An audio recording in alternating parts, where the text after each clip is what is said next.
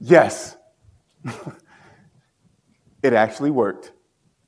I have to admit that before I came out here, I'm nervous, and I'm actually sweating a little bit, because you never know how an audience full of strangers is going to react. I made that activity up. And each time I come in front of an audience, it's my belief that you all are going to participate and follow my actions without me saying a word. And even though I have that little bit of doubt, my belief is rewarded by your positive response. And for that, I want to say thank you. Without my belief, I would not be here with you guys today on this stage. See, we create our lives by following our childhood dreams. And if we want to join the 6% of people who actually reach their childhood dreams, then we have to start with what it is that we have. Creating my life has always boiled down to 3 simple things: 2 ears, 2 feet, and belief. Let me say that again for you. I want to make sure that it resonates. 2 ears, 2 feet, and belief. Now, I want this to be more interactive so that we have a connection. So when I point here, I want you guys to say 2 ears. And then when I point down, I want you to say 2 feet. And when I extend my arms, I want you to say belief. So let's give it a try. Nah, so you got to say it like you love me, like you care. Let's try it again. 2 ears, 2 feet, belief. One more time. 2 ears, 2 feet, belief. Exactly. Give yourself a round of applause for getting that so easily. Now, when I was 12 years old, all of my friends had the best gear, the latest clothes. And so naturally, I wanted to have it too.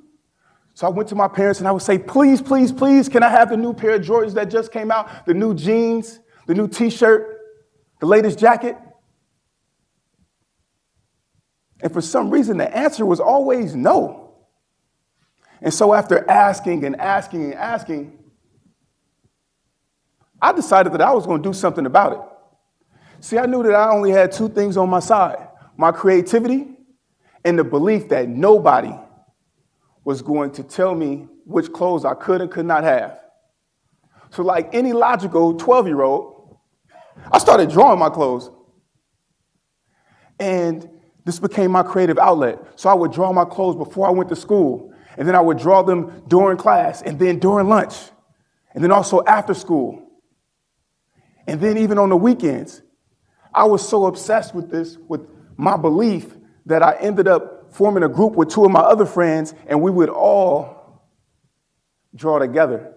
I mean, I was drawing underwear, socks, pants, shoes, jackets, you name it, or I had it in my clothing line.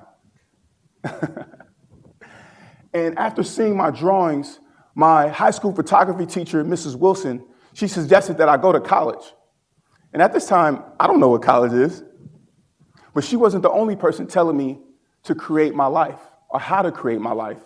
I had people in my neighborhood telling me that I should stay right there and be down with them. I had other people who didn't understand college say that college wasn't for them, and so they were trying to protect me by telling me that college wasn't for me. And then I had some people who just didn't believe that I could make it in college. So I had all of these different voices going on in my head. And ultimately, I had to make a decision. So I used let's try that again. So I used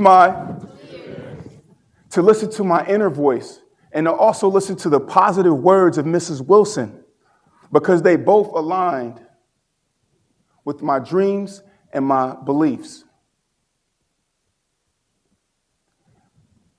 And she, believing in me, made me believe in myself and actually think that I could move on to Atlanta, Georgia, and get a college education. Now, I must admit, I didn't know anything about college. So I had to use and to listen to Mrs. Wilson to learn how to apply and fill out scholarships and college applications. Now, when I got to college, oh man, that was it. See, they had a whole department dedicated to fashion. They had bigger paper, more pencils to color with, a sewing lab, a computer design lab, and all of my teachers would be talking to me about all of the fashion industry greats and where they were from around the world and the different fashion capitals. And so I said to myself, I want to go there. So I went to go and study abroad in London, England. And while I was there, I had the opportunity to go to the Victoria and Albert Museum to study the history of costume by walking field trips and looking at the pictures in the different museums. I got to see the London Eye and Big Ben, the clock tower, the Buckingham Palace, and meet and talk with people from around the world. These are conversations that I never would have had I not believed.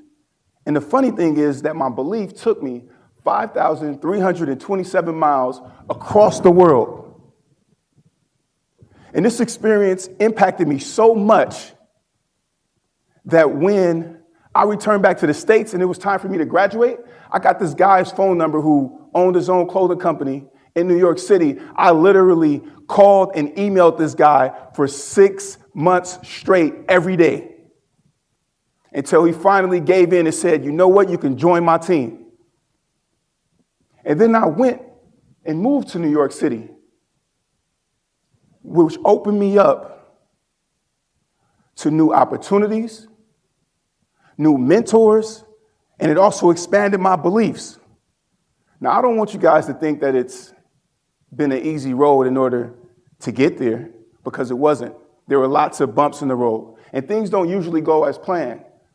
But one thing that I do know is that if you don't take action, then nothing will happen. And so I had to use my 2 years, 2 feet, and believe and believe. exactly to make sure that I could move to the next level. And so your 2 ears by themselves won't work, because a lot of people listen, but they don't take action. Your 2 ears and your 2 feet by themselves won't work, because a lot of people listen, they take action, but they don't believe in their own potential. And they also don't believe in what it is that they can create, or they have a negative frame of mind, or they're listening to the wrong people. You have to have belief. My belief didn't happen overnight. I was not a believer, but I found that one person who celebrated me, who wanted to see me succeed, and I spent as much time as possible around her. And her belief in me and in my dreams made me believe in myself and in my dreams. And I built my confidence by doing what I said that I was going to do, and also by celebrating my smaller accomplishments. So on that journey from little boy drawing to college student, to London, to New York, to doing different odd jobs to sustain, as well as moving past my career in the fashion industry, I had to believe that making my dreams, I could do it, that I could make my dreams happen, and that I was worthy of it. So I encourage you to go out and find your Mrs. Wilson, and to listen to what this person is telling you. And not to only listen, but to take action upon it. And most of all, I want you to believe in yourself like they believe in you. Because you might not have the same aspirations as me. And you might not want to have the same passions, or have the same mentors, or have the same opportunities. And that's okay.